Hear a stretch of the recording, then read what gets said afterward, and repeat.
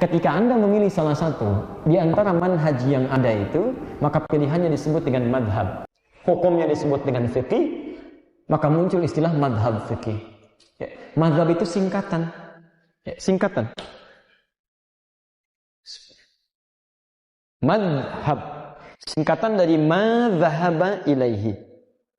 InsyaAllah. Ya, tidak hanya dalam bahasa Indonesia, dalam bahasa Arab ada singkatan. Tidak hanya istilah-istilah umum, bahkan istilah agama pun atau kalimat-kalimat, bahkan ayat itu ada singkatan. Ya, Bismillahirrahmanirrahim disingkat dengan basmalah.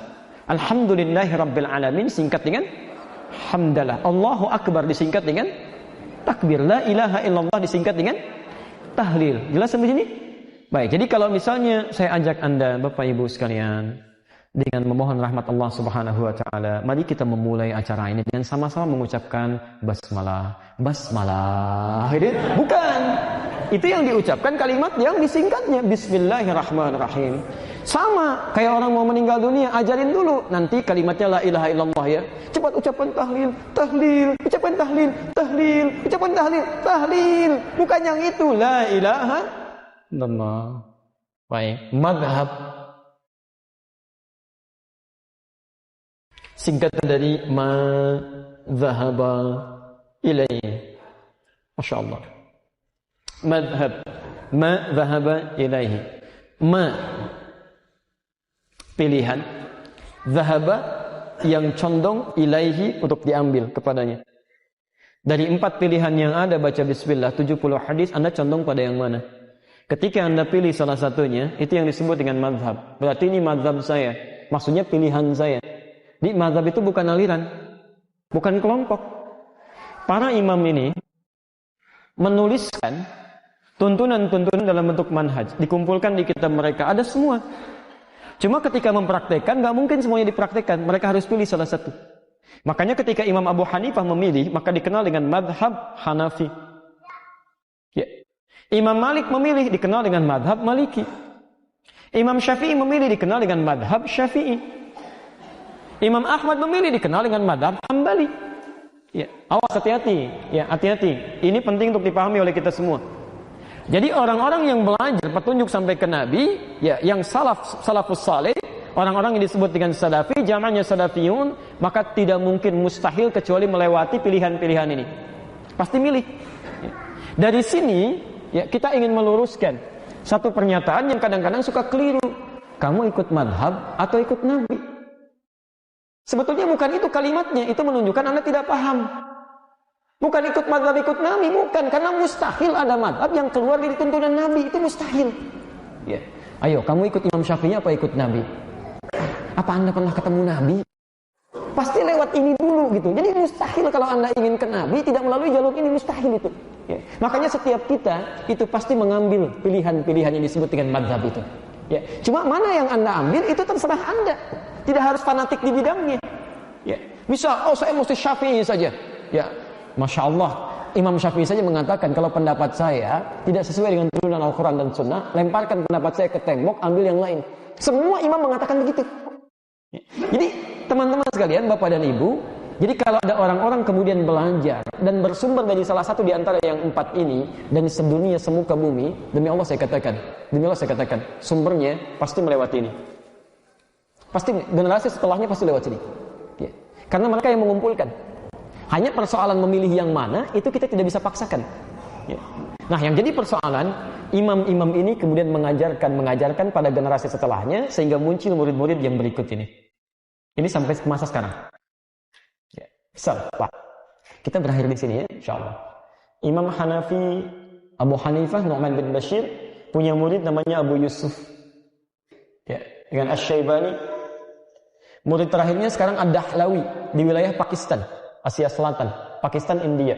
Jadi kalau Anda belajar ke wilayah Pakistan, ke India, itu pasti akan menemukan konsep Hanafi di sini. Ya, konsep Hanafi. Maaf, misal dalam Fatihahnya tidak membaca basmalah, akan langsung. Subuhnya pasti nggak pakai kunut, pasti itu. Ya. Dan ada turunan-turunan yang lainnya. Tahiyat yang menggunakan iftirash, itu Hanafi. Cina juga Hanafi, Asia Timur. Ya. Dan mereka perempuannya cenderung Jumatan. Ya, cenderung Jumatan, dan disediakan tempat khusus untuk Jumatan. Ya, jadi Jumatan sunnah bagi perempuan, tapi sunnah yang dimuliakan. Itu diantara mazhabnya Hanafi. Ya. Ini Asia Selatan. Jadi kalau ada alumni-alumni Pakistan, alumni-alumni India, pada umumnya pasti mengalami hal-hal dari mazhab Hanafi. Maliki punya murid namanya Ibnu Wahab. Ya. Punya murid lagi Suhri. Punya murid lagi ini, Masya Allah, yang sekarang terakhir Ar-Rabiti. Ya. Kami alhamdulillah belajar langsung dengan Syekh Ar-Rabiti. Itu Masya Allah, Pak. Matanya nggak bisa melihat, Pak. Saking banyaknya bacaan yang dibacakan dan doa-doanya sampai membuat matanya buta. Ada ulama banyak rajin baca sampai buta mata. Anda mata dipakai lihat apa sampai hari ini? Ya. Tapi Allahu Akbar. Kalau kami belajar dengan beliau itu, satu kali kitabnya masih ada sampai sekarang. Ya, di rumah itu kita bacakan. Itu Masya Allah. Iqra kata beliau. Baca. Teman kami baca. Begitu membaca berhenti. Kes kata beliau berhenti. Hiya nuqtah laysat fasilah. Itu titik bukan koma. Kata teman kami, Syekh fasilah. Syekh ini koma, tidak itu titik. Itu cetakan yang mana itu? Cetakan sekian. Oh itu keliru. Bandingkan dengan cetakan ini, itu kan ada di halaman sekian, paragraf sekian, baris sekian, huruf yang kesekian. Syekh Ar-Rabiti. Itu saya, Masya Allah, sering kali menangis kalau lihat beliau itu. Ulama luar biasa, tawadhu'nya gitu kan. Masya Allah bacaan-bacaannya. Tapi hikmah kedalaman jiwanya itu luar biasa. Ya, itu yang paling kami ingat Syekh Ar-Rabiti ini. Kami belajar langsung dari beliau ini, fikih Maliki. Ya. Imam Malik tidak pernah keluar dari Madinah. Selalu ke situ, ngajar di situ sampai wafatnya. Dan orang-orang belajar dari situ menyebar kembali. Ya. Kebanyakan di Afrika Utara. Ya, terutama dari mulai Libya, Tunisia, ke Aljazair, ke Maroko, ya, nyebrang sedikit ke Italia, Spanyol, Perancis, itu rata-rata Maliki. Kalau Fatihah nggak baca Bismillah. Kalau sholat tangannya ke sini. Ya, jadi tidak semua yang begini langsung Syiah, tidak. Ada tanda yang lainnya. Ya, ada hadis yang begini, ada, tidak semuanya Syiah. Ya, Syiah itu nanti berbeda dalam aspek yang lain. Ya, jadi hati-hati kalau sedang ke Mekah, gitu kan, di Masjidil Haram tiba-tiba ada orang berdiri begini, jangan diajak ngobrol. Ngapain Mas? Masya Allah. Biarin aja gitu kan, tiba-tiba Allahu Akbar ini. Baik, dan nggak ada kerjaan itu, nggak ada kerjaan. Ya, kami pernah pertama datang ke Libya. Awal-awal ada teman kami sedang berdiri di masjid begitu. Saya lama nggak jumpa dia gitu kan. Cari-cari nggak ada. Saya nggak tahu apa yang dia kerjakan berdiri begini kan. Saya datang langsung saya sapa. Kayaknya halak enak deh. Apa kabar? Kemana aja kamu? Allahu Akbar. Tiba-tiba dia ruku deh. Nah itu diantara di Afrika ya. Baik, kemudian selanjutnya awas hati-hati. Nah begitu ditanya hilang ya. Baik, Asy-Syafi'i. Ya, Asy-Syafi'i. Allahumma shalli ala Muhammad. Ini luar biasa, bintang yang sangat terang, ulama yang ilmunya sangat dalam, ya bukan orang-orang di zamannya saja. Proyektor sekarang disebutkan namanya langsung hilang, tak gitu ya. Saking dahsyatnya. Imam Syafi'i ini, Bu, lahirnya di Gaza, Pak. Begitu lahir, tumbuh, ini termasuk keturunan Rasulullah SAW, meninggal ayahandanya. Ibunya nggak putus asa. Jadi paham betul. Ini anak ini harus disiapkan seperti direncanakan sebelumnya. Jadi yang ulama gitu ya, dengan izin Allah. Itu dari Gaza ketika mendengar pusat ilmu ada di Mekah. Pak, jalan kaki Pak, gendong anaknya Bu. Ke Mekah. Digendong gitu kan, di jalan berdoa.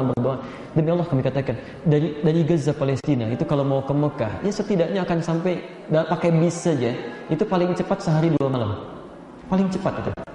Ini jalan kaki Anda bayangkan, datang sampai ke Mekah. Di Mekah itu tawaf digendong anaknya.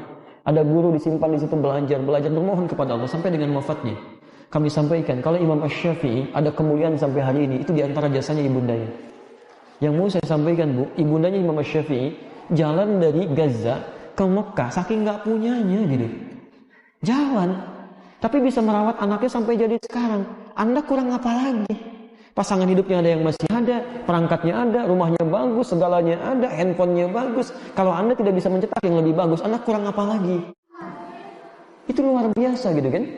Nah, sampai saking luar biasanya karena doa ibundanya salah satunya itu punya ketajaman daya ingat. Satu kali beliau ingin belajar ke Imam Malik. Ya, ini hidup sezaman dan adabnya saling belajar. Ya, datang ke tempat Imam Malik, kalau kita beginilah. Majlisnya dibuka hari Rabu, datangnya hari Selasa. Datang hari Selasa, maka adabnya tidak memaksa untuk belanja. Ya, beda gitu kan? Ini orang alim luar biasa, nggak ngetok-ketok, nggak pencet bel, tungguin gitu kan? Lihat, yang paling luar biasa, begitu ditunggu, ya sampai besoknya, tiba-tiba qadar Allah sampai majlis dibuka, Keesokan harinya, Imam Malik keluar ingin ke majelisnya, dikatakan pada asistennya, "Iftah al-bab fi syabun yantazir." Tolong bukakan pintu, ada seorang pemuda yang sudah nunggu